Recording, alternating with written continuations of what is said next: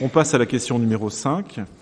Donc là, c'est une demande d'avance de subvention pour l'amicale du personnel de la ville d'Avranches, et c'est Christian Cossec qui rapporte. Donc l'amicale du personnel, alors je disais à ma voisine que l'expression est un partenaire reconnu et privilégié de la ville d'Avranches me semblait pas très bien choisie, mais peu importe. C'est une association importante parce qu'elle défend évidemment, elle défend les intérêts. Elle permet au personnel de profiter d'un certain nombre d'avantages. Donc pour son exercice 2019 et en raison d'une trésorerie relativement fragile. Alors pourquoi elle est fragile ? C'est parce qu'elle a eu beaucoup de succès en fait. Et donc en proposant 2 actions au moins, 2 actions en faveur des personnels, et du coup leur trésorerie devient fragile parce qu'ils ont beaucoup œuvré en direction de ces personnels. Donc de ce fait, elle sollicite une subvention, enfin par anticipation, de 3 000 € correspondant à une avance sur sa demande annuelle de subvention.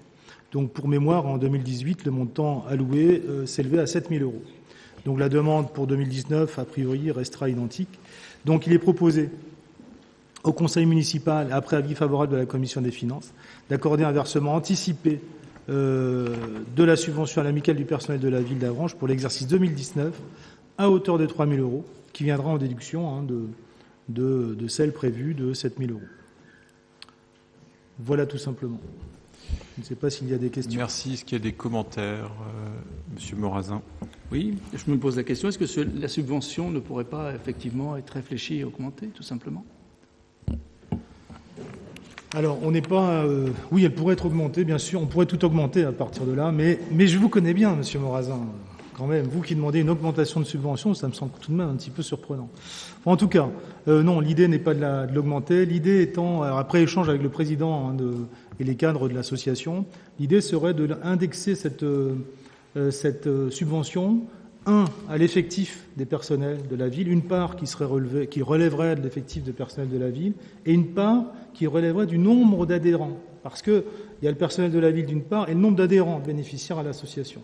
Et donc avec l'accord, en tout cas on a échangé avec le président sur oralement pour l'instant, et sans doute qu'à l'avenir elle sera indexée par rapport à ces 2 critères. D'une part l'effectif des agents de la ville et d'autre part le nombre d'adhérents.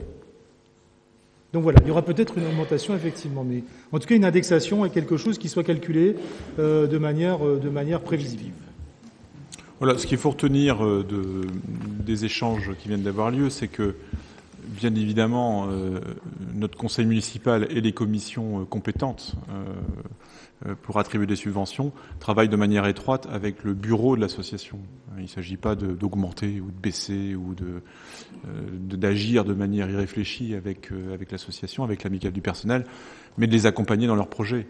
Je crois qu'il ne s'agit pas de faire de l'ingérence dans la vie de cette amicale du personnel, mais simplement d'être là pour faciliter son fonctionnement.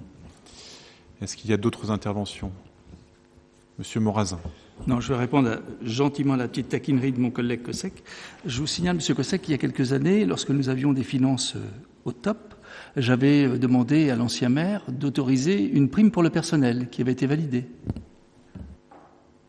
Alors depuis, nous avons beaucoup cheminé, puisque, mais j'espère que vous n'avez pas oublié quand même, on a quand même travaillé grâce à la directrice de ressources humaines, dont on parle beaucoup ce soir, sur un régime indemnitaire enfin équitable.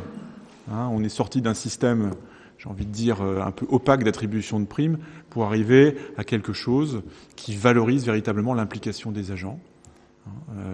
On a en effet basculé dans une dimension un peu différente qui, à mon avis, est beaucoup plus en phase avec ce que nous réclame la réglementation en vigueur, notamment pour ce qu'il s'agit de valoriser l'action des agents au sein de nos collectivités. Émilie, tu veux peut-être rajouter quelque chose ? Ça va ? Mais je vous renvoie à tout ce qui a été mis en place, encore une fois, depuis 2015.